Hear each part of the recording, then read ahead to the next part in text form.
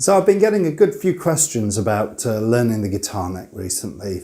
How many scales to learn, what scales to learn, is this approach any better than that approach, how would I go about it? And so what I thought I'd do this week is talk a bit more about the bigger picture of learning the neck, how I go about it, how I have gone about it, and how I developed a kind of a holistic view of the neck. How to create something that's really usable as well, and something that's extensible as well, something you can start as a beginner and something that you can build on and you can take with you throughout your playing career as well. It's not just something that you use as a beginner as well. So anyway, that's what I want to cover this week. Now I want to take a step back for a moment. Many years ago, one of the things that I was interested in was how the mind works, how memory works, how recall works. And when I started investigating this, I started reading up about mnemonics, about how people memorize sequences as well. I have particularly bad memory, I forget the names of my kids, for example. But there are techniques that you can use, you can bring to bear to enhance your memory, and I could take it to the stage where I could memorize 2 decks of cards shuffled together. I could memorize the order of them, which for me was mind-blowing. I didn't realize that was possible, but when you do it yourself, and when you're memorizing sequences of over 100 things, you realize just how powerful this mind is if you can take advantage of it. And that was one of the things that I realized that I wanted to bring to bear on how I learnt the guitar as well. And so you'll see aspects of this in pretty much all of the videos that I put online. They'll talk about things like imagery and association, creating linkages, chunking, sequencing. You'll get all of these ideas. I may not talk about them explicitly like this, but I use them throughout all of my videos. The most obvious place you'll see this is in the deep dive series that I put online. There's a whole series of videos and other videos like the one I did last week as well, talking about how you can break down the major scale, the minor scales into much smaller chunks, and how these chunks are repeated everywhere on the neck as well. And then you can use those to build every position. You can also use those to connect every position as well, so they work linearly up and down the neck as well as across the neck as well. It's a really powerful approach, and this is really all about recall. This is all about finding a way of getting away from having a piece of paper with all of the diagrams drawn in front of you, and getting to a place where at least you've got them in your head and you can start to build and work on these scale shapes and memorizing them, being able to recall them much more quickly. But that's just the start. There's another approach that maybe you'll see me doing throughout my videos as well, which is constantly about cross-referencing one set of shapes against another. So, I've got videos where I'm talking about 3 notes per string, but I'll talk about the pentatonic and how that sits on top of that same shape, or where the chord sits in reference to that. So I'm constantly cross-referencing between one concept and another concept. And this is a really powerful approach when it comes to how your memory works as well, how recall works as well, which is why I do this. It's a deliberate attempt to help you remember these and be able to put context around them as well. And actually, a few years ago I talked about 3 notes per string versus caged, which one's best, and my whole summary was use both, learn both. And that wasn't me kind of sidestepping the issue. The whole point about learning both is that they're both windows on the same set of notes on the neck. If you learn both, you've got two different views on the same territory, if you like, and they will both enhance each other. That's the point.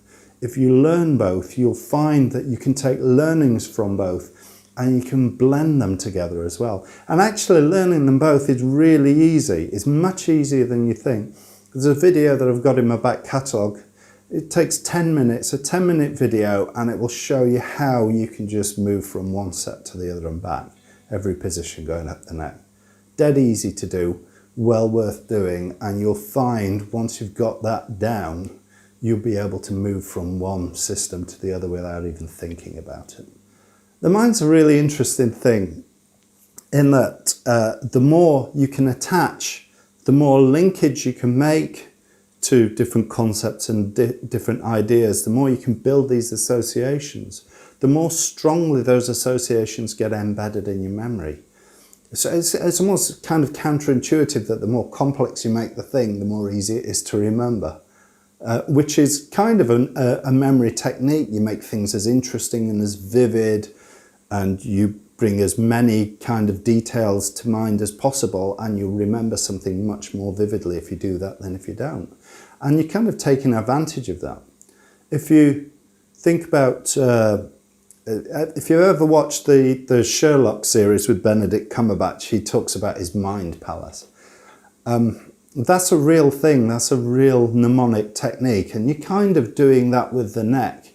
You're building a view of the neck that you can take advantage of, and you're attaching more and more different concepts to this view of the neck as well, and that each one of those enhances both the recall of that thing but also the thing that you're attaching it to as well. It's really kind of powerful. Everything feeds in on itself, and that's what we're trying to do when we're trying to get this holistic view of the neck.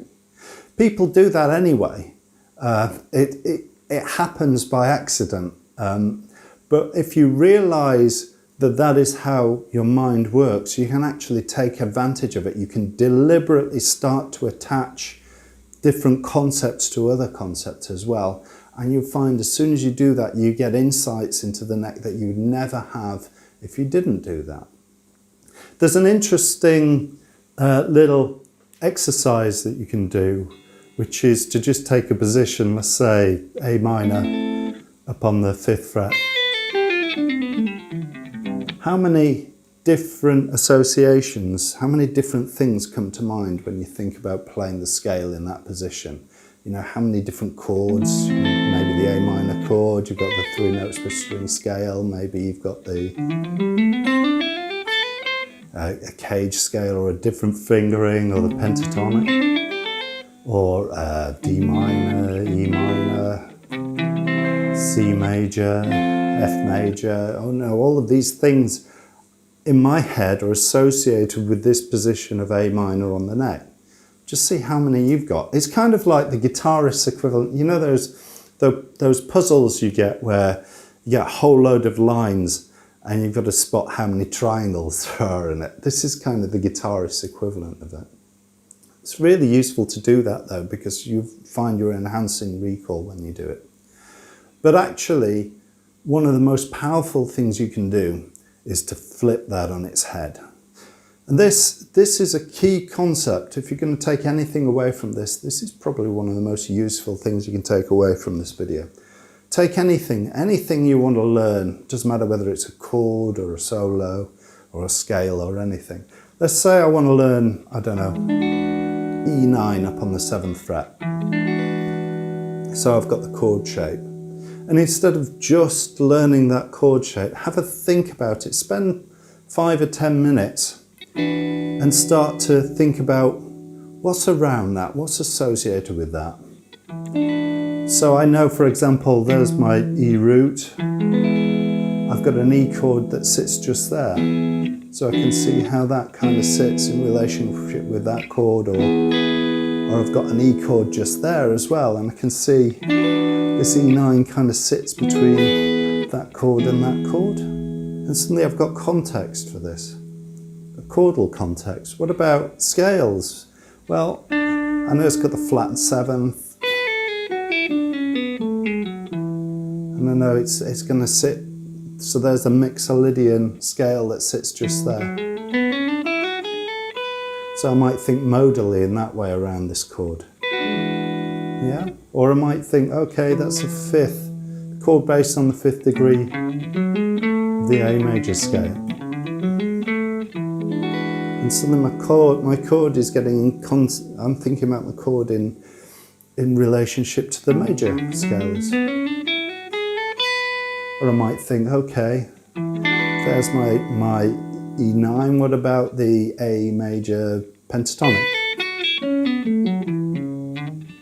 And that's kind of what it sounds like over the top of it. Kind of fits. What about the E major pentatonic?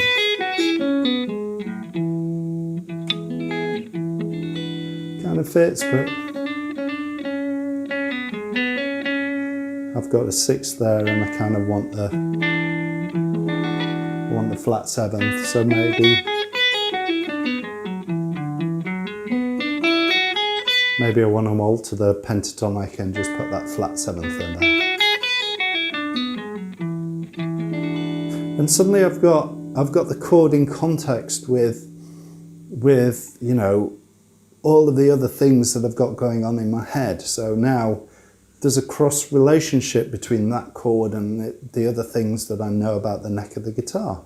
And the more I learn about the neck, the more these things kind of build relationships. And it feeds both ways. So yes, I know how to play that chord, but now I can start to think, okay, I can target those tones in my solo.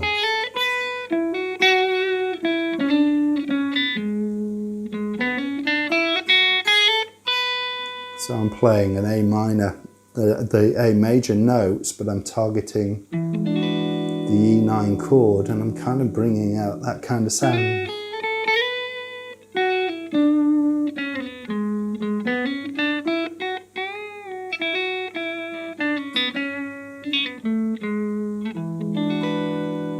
Yeah, I can start to play around with that sound, play around with the harmony, and it kind of giving me ideas about how to use the scale in context with the chord as well. All through thinking about the chord in this way. You should do exactly this if you're learning note for note solos, for example. If you're going to learn how to play a solo on the neck, once you've learnt it, just take a step back and look at the fingering of that solo and think of how those fit with your knowledge of scales on the neck. So suddenly you're not just playing the solo anymore, but you're thinking about it in the concepts of the, you know, the positions on the neck and the key that you're playing in.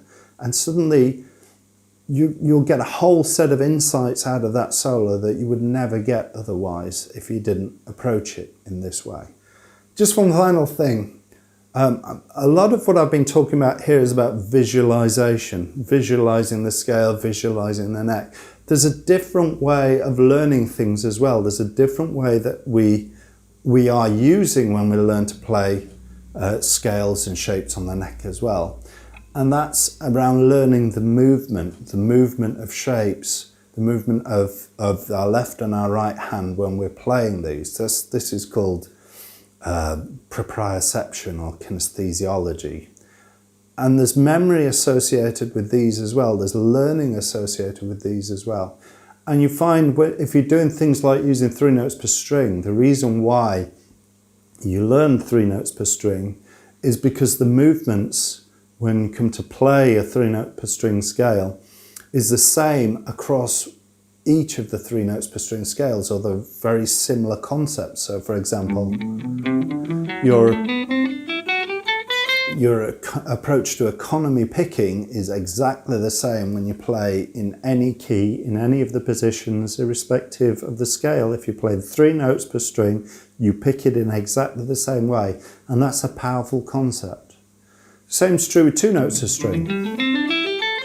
So pentatonics, it could be the standard pentatonic, it could be the dominant pentatonic. 2 notes per string gives you another consistent set of rules as to how to play scale shapes on the neck. And this concept of consistency, this concept of taking one set of learnings and moving it somewhere else is really powerful. And you'll see me talking about that as well. So elsewhere, you know, 2 notes per string, how about 2 notes and then 1 note, for example, which you get if you play a 7th arpeggio.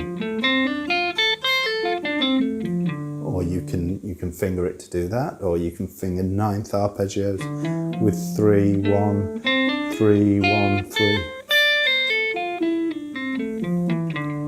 Yeah. And that gives you another way of approaching the neck, another set of picking rules. Do exactly the same thing with pentatonics. So we've got 3, 1, 3, 1, 3. Or 2, 1, 1, 1, 2. So these consistent approaches, the deliberate reasons for me doing this, and this aids recall, this aids playing them, this aids my motor skills, this aids my approach to playing the guitar, and I can take each one of these learnings and apply them elsewhere and accelerate my learning as well. So the more you can do this, the less brittle and fragile and unreliable your recall of these shapes becomes, because you're drawing on influences from whole different sets of learnings, and they're all stacked on top of each other, they're all reinforcing each other, and that's the power of this. So when someone asks you, are you using this philosophy or that philosophy or these scales or this position or these arpeggios, well, kind of, yes, they're all kind of mashed together, like the exercise we did earlier, talking about A minor and the associations you get in this part of the neck. All of that's available to you, either consciously or unconsciously, and that gives you the flexibility of being able to play the guitar. And that's really why there's so much power in this approach, in using these associations, building out on these associations in time. And that's the approach I use.